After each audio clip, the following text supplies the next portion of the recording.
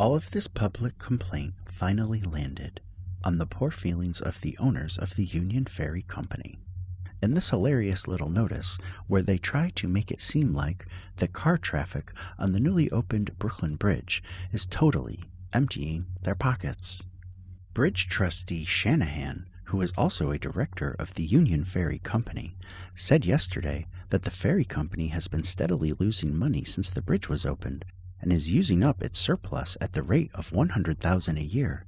He is in favor of the company's giving up business at the expiration of its lease in 1886. The directors are all old men and ready to retire from business.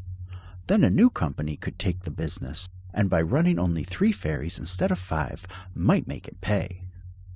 This is not to say that cars and bridges had no effect on the ferry commuting business, but like today, most people in New York City do not own cars or travel by cars and rely on mass transportation or their feet. We can see class struggle in the resources of everyone in the city being funneled to the people wealthy enough to own a car, as described by the New York City Department of Records. The near-decade-long economic depression that began in 1929 meant that the city had less revenue and therefore less money to spend. Funding for the municipal ferry system in New York City was one of the numerous municipal services that were cut. That said, during the same economic depression, public money was used for the construction of automobile infrastructure. Not coincidentally, this infrastructure for automobiles crossed over or tunneled under New York City area waterways, replicating many of the ferry routes. This pattern of replacing mass transit ferry routes with bridges and tunnels primarily designed for single, privately owned car commuting would continue into the 1960s, thus contributing to the demise of the municipal ferry system and the rise of the gridlocked highways we are left with today.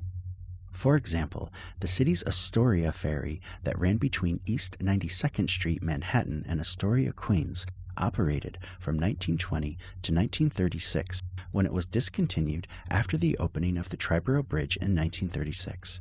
The city discontinued the Classen Point Bronx to College Point Queens route that operated from 1921 to 1939 after the construction of the Bronx Whitestone Bridge in 1939.